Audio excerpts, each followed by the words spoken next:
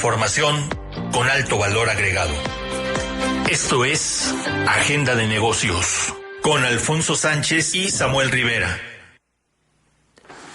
Muy bien, pues ya estamos de regreso cuando son las 4 de la tarde en punto y estamos precisamente iniciando en esta agenda de negocios. Me da mucho gusto saludar en la mesa de trabajo a Samuel Rivera, quien nos acompaña hoy jueves a todo en vivo y a todo color. Samuel, ¿cómo estás? Buenas tardes. Muy buenas tardes, muchas gracias. Aquí, listos. Oye, pues asuntos interesantes, revisando la información de esta determinación de cómo se amplían las aplicaciones del uso de los escaneos faciales. Esta tecnología que se está empezando a popularizar y que seguramente tendrás alguna prospectiva de hasta dónde puede llegar la utilización de este tipo de herramientas. La verdad es que me parece sorprendente hasta dónde puede llegar la tecnología en este capítulo hablando del escaneo facial y recordar, a quien nos está escuchando, por ejemplo, estos usos de tecnología de pronto empezaron para desbloquear el teléfono, ¿no? Si bien anteriormente era a través de una contraseña, luego apareció la huella digital, después el Face ID, la cara, por un lado es la cara, que de hecho la tecnología de la mayoría de los teléfonos es por un tema 3D, es decir, de la simetría y forma de la cara. Otro es el biométrico, es decir, hay muchos temas de autentificación.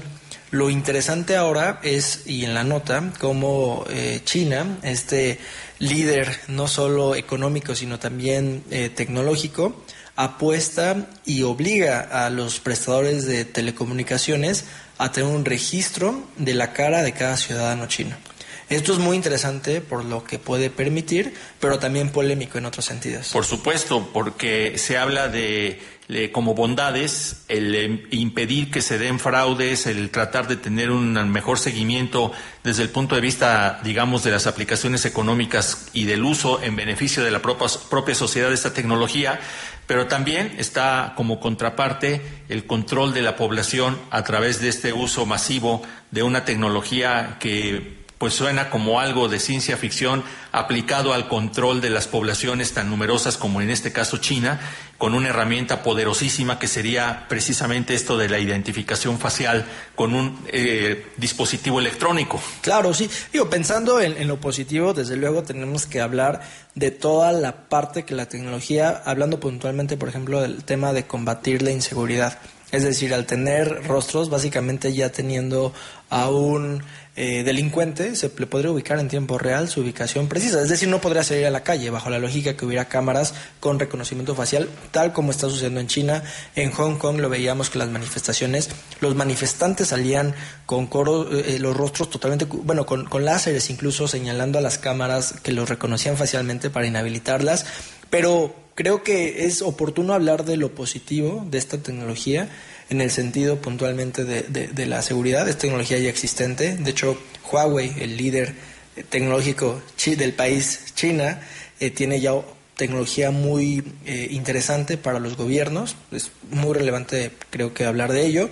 Y no la parte que señalas un tanto polémica, creo que ahí la tarea sería legislar en función de esta. Todo cae en la protección de datos, ¿no? En la justamente que cuando una entidad, ya sea pública o privada, tiene información, la resguarde correctamente de acuerdo a la legislación vigente.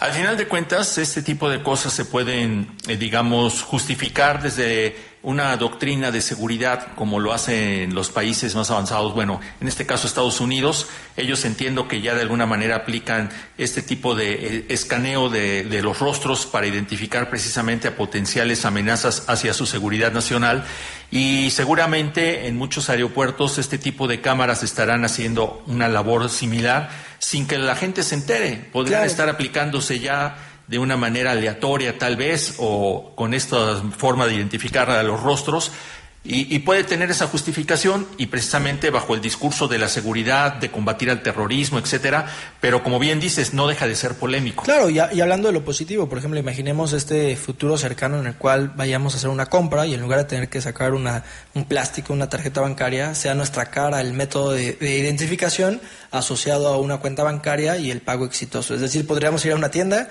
y pagar con solo sonreír de alguna manera, ¿no?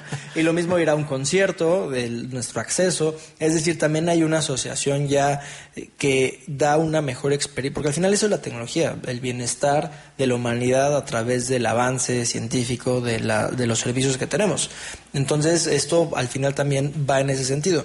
Hablando también un poco o ampliando y llevándolo a la industria de la salud, por ejemplo, cómo hoy la tecnología cada vez es más capaz de identificar síntomas de pronto invisibles para un humano, pero que son síntomas que ahí están, y a través de esa tecnología también se puedan empezar a diagnosticar enfermedades, a anticipar de manera muchísimo antes que un humano pudiera predecir.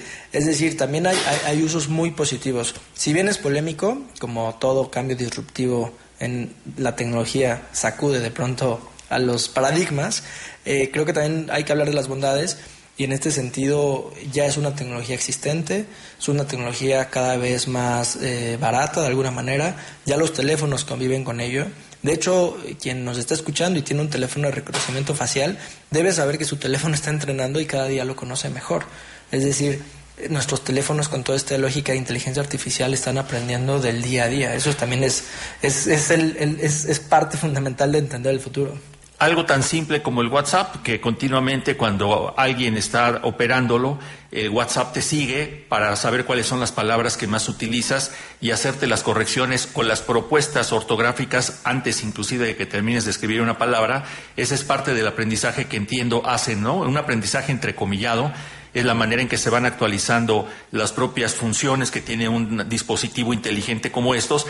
Lo mismo sucedería con una lectura o un escaneo de rostro o cualquier otro tipo de elemento que se integre en este tipo de aparatos de comunicación o en general en las plataformas tecnológicas. Al final lo que está haciendo es perfeccionar el reconocimiento a partir de microdatos estadísticos que van conformando parte de esa memoria que permite tener la retroalimentación en su uso. Y justo lo que acabas de señalar es el gran cambio que estamos viviendo en la cuarta revolución industrial como gran concepto de cambio de la humanidad. Es la posibilidad que tiene hoy la tecnología del concepto machine learning, es decir, estar aprendiendo con base a los datos. Todo genera información, todos nuestros procesos día a día, una conversación en WhatsApp, una compra en línea, una consulta de noticias, ver un video en YouTube, ver en Netflix, es decir, todo lo que hacemos está generando datos cada vez más. Cuando llegue la red 5G a México, que en otros países, o que ya está en fase muy avanzada, esto se multiplica, crece de manera impresionante. Entonces, esto está hablando de un mundo ya altamente conectado y con una alta generación de datos. Toda esa cantidad de datos, más la capacidad de que la tecnología está aprendiendo esos datos, es lo que está cambiando el paradigma de una forma impresionante. De hecho, hay una serie muy buena en Netflix, en Explained, que habla justamente de eso en el capítulo de programación. Está muy buena, la recomiendo. Oye, además, como situaciones como la que te acabo de relatar de ciertos dispositivos tipo teléfono, que al llegar a un cierto lugar tiene una interfase que lo ubica, que estás visitando un determinado comercio, restaurante o algún lugar que esté identificado en una base de datos y que en automático se registra desde tu teléfono tu visita. Claro. Y cuando te retiras del lugar te aparece un mensaje preguntándote cómo te fue con tu visita a determinado servicio o lugar, que bueno, no deja de ser parte de este aprendizaje o de esta captación de datos que finalmente lo que están haciendo es hacer un perfil de los consumidores. Tal cual. Y hay un caso bien emblemático en ese sentido, en el cual en Estados Unidos una joven adolescente le empieza a aparecer publicidad como si estuviera embarazada. Sus papás afirman que no está embarazada, demandan a esta empresa de venta porque era una falsa, o sea, cómo le mostraban publicidad que estaba embarazada. Al final del día ya sí estaba embarazada, y esto demuestra cómo había un total conocimiento a partir de sus búsquedas, sus conversaciones. Ella, sin saber que estaba embarazada, estaba recibiendo información de estar embarazada. O sea, la definición de ese perfil a partir de nuestros hábitos de uso de las tecnologías. Pues ahí lo que sería interesante es que mostraran métodos educativos para prevenir embarazos y así evitar que los adolescentes estén en circunstancias complejas como son estos, la gran mayoría de las veces, embarazos no deseados. Pero en general es cierto, o sea, a mí también me gusta más ponerme del lado de la perspectiva positiva de todas las ventajas que representa el desarrollo de la tecnología, no solamente desde el punto de vista de los negocios, sino la educación, la salud, en general el bienestar. Yo creo que ahí es donde debemos de enfocar más que los riesgos, las oportunidades que representan este cúmulo de modificaciones y de alcances que está teniendo la tecnología y de los cuales todavía lo que nos falta por ver. Totalmente, lo que nos falta por ver, y está claramente demostrado que con todos estos cambios tecnológicos, este avance de la ciencia, la humanidad mejora. O sea, al final del día, aunque existan escépticos, la humanidad mejora. Radical y puntualmente es un progreso que estamos viviendo como humanidad. Más allá de enunciar lo malo, creo que lo positivo hay que entenderlo y aprovecharlo. Digo, es polémico quizá, pero a mí me gusta recibir anuncios dirigidos a mí. Antes no se podía, ¿no? Antes teníamos que ver anuncios de todo. De todo. Sí, la publicidad por supuesto tiene ahora esta posibilidad de hacerse más asertiva a la hora de que va conociendo el perfil de determinado usuario de un teléfono inteligente, por ejemplo, y yo creo que eso mismo podría ser un buen principio, o debe de ser un buen principio, pensando en los temas educativos. Tal vez es de lo que menos se ha hecho popular en el mundo comercial o de lo que nos presentan como avances, pero estoy seguro que desde el punto de vista educativo hay grandes cosas que todavía no se hacen tan populares, pero donde la tecnología de este tipo de cambios y de este tipo de reconocimiento de los perfiles de las personas pueden ayudar, y en mucho, para evitar, por ejemplo, problemas de adicciones. Claro. Y bueno, hablando de la educación y de esta nueva formación de nuevos empleos, la parte del data science o el entendimiento del procesamiento de información de datos, porque alguien tiene que programar esos algoritmos, alguien tiene que programar esas máquinas. La alta demanda de fuerza laboral, de talento humano capacitado en esto es impresionante. Estados Unidos cada vez ya no hay ya no hay suficientes personas que estén cubriendo estos puestos, y Latinoamérica tiene una oportunidad importantísima.